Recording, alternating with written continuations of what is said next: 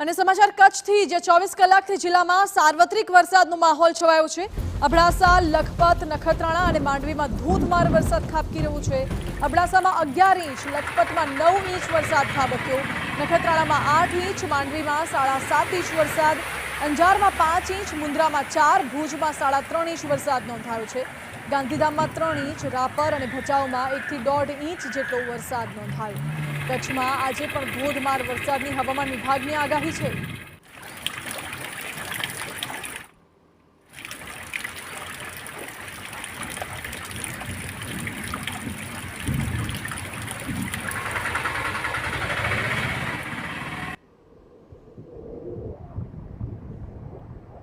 તો આ તરફ કચ્છના અબડાસામાં ભારે વરસાદથી જળબંબાકારની સ્થિતિ સર્જાઈ।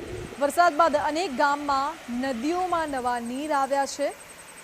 સાંધવ, છડુરા, વિંજાણ ગામમાંથી પાણી વહેતા થયા। સ્થાનિક નદીના પાણી ગામમાં વહેતા થયા છે। ખેતરો બેટમાં ફેરવાયા છે। રસ્તાઓ પાણીમાં ગરકાવ થઈ ગયા છે।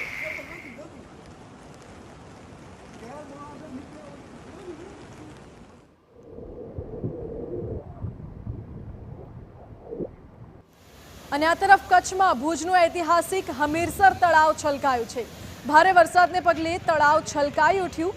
હમીરસર તળાવ નજીકના નીચાણવાળા વિસ્તારોમાં પાણી ભરાવાનું શરૂ થઈ ગયું છે। પાણી ભરાવાનું શરૂ થતાં તંત્ર એલર્ટ મોડ ઉપર છે। લોકો જોખમી રીતે તળાવ સુધી ન પહોંચે તે માટે તકેદારી રાખવામાં આવી રહી છે। હમીરસર તળાવની આસપાસ પોલીસ બંદોબસ્ત ગોઠવી દેવામાં આવ્યો છે।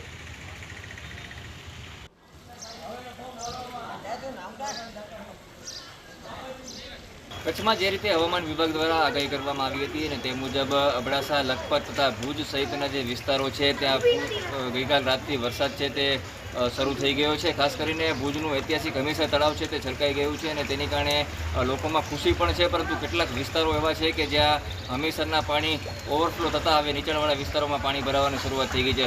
અત્યારે આપણે ઊભા છીએ ભુજના ઉમેદનગર વિસ્તારમાં કે જ્યાં જોઈ શકાય છે કે જે રીતે 2011 અને 2015માં પાણી ભરાયા હતા તે રીતે સોસાયટી વિસ્તારમાં પાણી ભરાવાની શરૂઆત થઈ ગઈ છે। લોકો ભલે અત્યારે મજા માણતા હોય, પરંતુ લોકોના ઘરો સુધી પાણી પહોંચ્યા છે અને તેની કારણે આ વખતે પણ ફરી મુશ્કેલી સર્જાય તેવી સ્થિતિ છે। અને જોઈ શકાય છે કે ઘૂંટણ સમાનના પાણી છે તે સોસાયટી વિસ્તારમાં ભરાઈ ગયા છે, જેની કારણે લોકો અત્યારે હાલ ઘરની બહાર નીકળી ગયા છે। ત્યારે કેટલાક સ્થાનિક લોકો આપણી સાથે છે અને આપણે એમની સાથે વાત કરવાનો પ્રયત્ન કરશું કે શું અત્યારે સ્થિતિ છે ને અત્યારે લોકો કઈ મુશ્કેલીમાં રહી રહ્યા છે।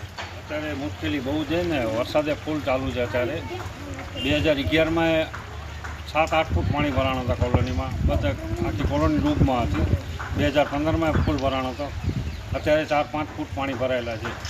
કેટલા ઘરો છે અહીંયા વિસ્તારમાં? અહીંયા અત્યારે 450-500 ઘરની કોલોની છે। મેં નગરપાલિકાને વાત કરીએ છીએ તો નગરપાલિકા કોઈ દાદ દેતા નથી। ચોક્કસ તો અત્યારથી વરસાદી પાણી છે તે ભરાવાની શરૂઆત ભુજમાં થઈ ગઈ છે। ભુજના ઉમેદનગર ઉપરાંત સંજોગનગર વિસ્તારમાં પણ અત્યારે જે નીચાણવાળા વિસ્તારો છે ત્યાં પાણી ભરાયા છે। એટલે કહી શકાય કે ભુજમાં ભલે અત્યારે વરસાદ ધીમે ધીમે શરૂ હોય, પરંતુ લોકોની મુશ્કેલી પણ ધીમે ધીમે શરૂ થઈ ગઈ છે અને નીચાણવાળા જે વિસ્તારો છે ત્યાં હાલ પાણી ભરાવાની શરૂઆત થઈ ગઈ છે। જય દવે, TV9 કચ્છ। તો કચ્છમાં ભુજના વડજર ગામ પાસે પાણીમાં એક કાર ફસાઈ ગઈ હતી। પાણીના પ્રવાહમાં કાર સાથે 2 લોકો પણ ફસાયા હતા। જોકે સ્થાનિક લોકોએ બંને લોકોનું રેસ્ક્યુ કર્યું અને આ રેસ્ક્યુના દ્રશ્યો સામે આવ્યા છે। એક્સક્લુઝિવ દ્રશ્યો TV9ની સ્ક્રીન ઉપર આપ જોઈ રહ્યા છો, જ્યાં સ્થાનિકોએ ફસાયેલા લોકોનું રેસ્ક્યુ કર્યું હતું।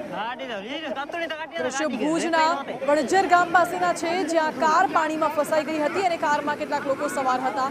જોકે સ્થાનિકોએ એકઠા થઈ 2 લોકોને બચાવ્યા છે। કારમાં ફસાયેલા લોકોનું રેસ્ક્યુ કરાયું।